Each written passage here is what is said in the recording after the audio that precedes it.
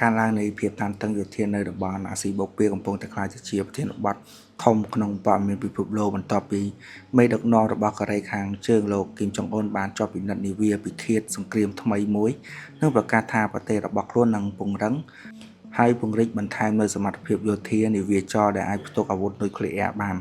បទការនេះត្រូវបានរាយការណ៍ដោយប្រព័ន្ធផ្សព្វផ្សាយរបស់កូរ៉េខាងជើងផ្ទាល់ហ្មងហើយ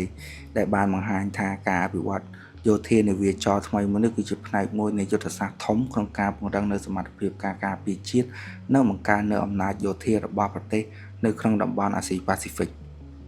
ការចុះពិនិត្យនាវាពិឃាតថ្មីនេះគឺត្រូវបានធ្វើឡើងនៅមូលដ្ឋាននាវាចរយោធាមួយដែលជាកន្លែងសំខាន់សម្រាប់ការសាងសង់និងអភិវឌ្ឍនាវាចម្បាំងរបស់កូរ៉េខាងជើងផ្ទាល់ហើយក្នុងឱកាសនោះដែរមេដឹកនាំលោកគីមចុងអ៊ុនក៏បាននិយាយថាការកសាងនាវាពិឃាតនេះនឹងការពង្រីកកម្លាំងនាវាចរដែលអាចផ្ទុកនៅអាវុធនុយក្លេអ៊ែរបាននេះគឺជាកត្តាសំខាន់មួយក្នុងការធានាសន្តិសុខជាតិនិងការការពារព្រំដែនសមុទ្ររបស់ប្រទេសនាវាពិឃាតថ្មីដែលត្រូវបានបង្ហាញនេះត្រូវបានគេជឿថាមានបច្ចេកវិទ្យាថ្មីនិងប្រព័ន្ធអាវុធទំនើបដែលអាចបំពាក់នៅមីស៊ីលប៉ាឡីស្ទិកនិងប្រព័ន្ធការពារអាកាសសមុទ្រ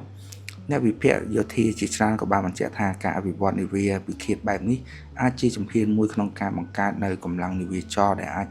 ប្រើប្រាស់នៅអាវុធនុយក្លេអ៊ែរដើម្បីពង្រឹងនូវសមត្ថភាពទប់ស្កាត់និងគូប្រជែងនៅក្នុងតំបន់កូរ៉េខាងជើងក៏បានបង្ហាញជាញឹកញាប់ថាខ្លួនមានគោលដៅ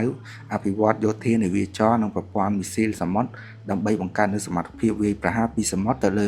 គោលដៅដែលនៅចម្ងាយឆ្ងាយមិនថាឆ្ងាយប៉ុណ្ណាទេវាគឺជាការផ្លាស់ប្ដូរយុទ្ធសាស្ត្រយោធាសំខាន់មួយដែលអាចធ្វើឲ្យកម្លាំងយោធារបស់ប្រទេសមានភាពលូតលាស់លើពីការពឹងផ្អែកតែទៅលើកងទ័ពដីនិងប្រព័ន្ធមីស៊ីលពីដីទៅលើដីក្នុងសន្ទរកថានេះរបស់លោកគីមចុងអ៊ុននឹងក៏បានសង្កត់ធ្ងន់ថាការពង្រីកយោធានាវាចរនុយក្លេអ៊ែរគឺជាគោលដៅយុទ្ធសាស្ត្រដ៏សំខាន់មួយសម្រាប់អនាគតគាត់ក៏បានអះអាងថាប្រទេសដែលត្រូវការកម្លាំងយោធាដែលអាចប្រតិបត្តិការបានទាំងលើដីអាកាសនិងសមុទ្រដើម្បីធានាថាប្រទេសរបស់គាត់គឺអាចការពារខ្លួនពីការគំរាមកំហែងពីប្រទេសជិតខាងនិងប្រទេសខាងក្រៅការប្រកាសនេះបានធ្វើឲ្យមានការព្រួយបារម្ភពីប្រទេសជិតខាងដូចគ្នានិងសហគមន៍អន្តរជាតិព្រោះវាបានបង្ហាញថាកូរ៉េខាងជើងអាចនឹងកំពុងតែបង្រីក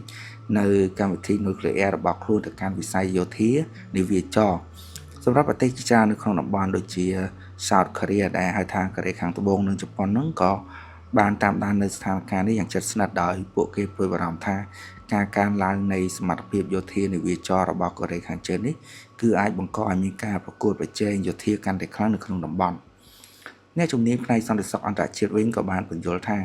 ការអភិវឌ្ឍនាវាពិឃាតដែលអាចផ្ទុកអាវុធនុយក្លេអ៊ែរនេះបាននោះគឺមានន័យថាកូរ៉េខាងជើងកំពុងតែព្យាយាមបង្កើតនូវ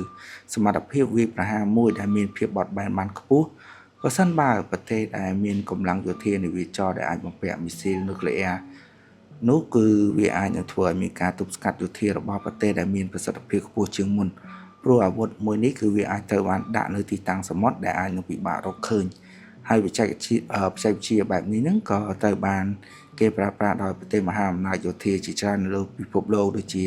សហរដ្ឋអាមេរិកនិងចិនដែលមាននាវាមួយទឹក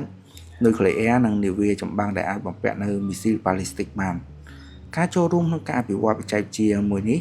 អាចធ្វើឲ្យកូរ៉េខាងជើងមានឥទ្ធិពលយោធាកាន់តែច្រើននៅក្នុងតំបន់ដូច្នេះហើយជាមួយនឹងការកើនឡើងនៃភាពតានតឹងយោធានៅតំបន់អាស៊ីបូព៌ាវិញគឺសកម្មភាពរបស់កូរ៉េខាងជើងនឹងក៏បានធ្វើឲ្យមានការពិភាក្សាថ្មីអំពីសន្តិសុខតំបន់និងទូនាទីរបស់សម្ព័ន្ធយោធាប្រទេសជាច្រើនបានអំពាវនាវឲ្យមានការចរចាការទូតនិងការគ្រប់គ្រងស្ថានភាពដើម្បីបញ្ចប់នៅការកើនឡើងនៃការប្រកួតប្រជែងយោធាទោះបីជាកូរ៉េខាងជើងបានបញ្ជាក់ថាការអភិវឌ្ឍយោធារបស់ខ្លួននេះគឺជាសិទ្ធិអធិបតេយ្យក៏ដោយនិងជាវិធានការចាំបាច់សម្រាប់ការការពារប្រទេសសម្រាប់អ្នកតាមដានវិញតើព័ត៌មានពិភពលោកប្រធានបទលោកគីមចុងអ៊ុនពិនិត្យនាវាពិឃាតថ្មីនិងសន្យាពង្រីកយោធានាវាចរនុយក្លេអ៊ែររបស់ខ្លួននេះក៏ពុទ្ធតែខ្លាយទៅជាព័ត៌មានក្តៅដែលមានអ្នកស្វែងរកយ៉ាងខ្លាំងនៅលើអ៊ីនធឺណិតហើយវាក៏បានបង្ហាញពីការផ្លាស់ប្ដូរយុទ្ធសាស្ត្រយោធារបស់កូរ៉េខាងជើងនិងបញ្ហាសន្តិសុខដែលអាចប៉ះពាល់ដល់តំបន់អាស៊ីប៉ាស៊ីហ្វិកទាំងមូលបាន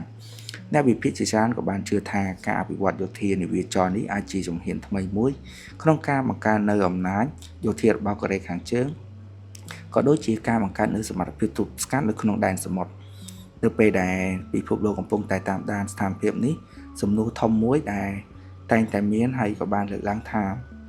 តើការពង្រីកយោធានាវាចរនុយក្លេអ៊ែររបស់កូរ៉េខាងជើងនេះនឹងនាំទៅកាន់ការប្រកួតប្រជែងយោធាថ្មីនៅតំបន់ឬក៏នឹងជំរុញឲ្យមានការចរចាសន្តិភាពដើម្បីរក្សាស្ថិរភាពសន្តិសុខអន្តរជាតិដែរឬទេ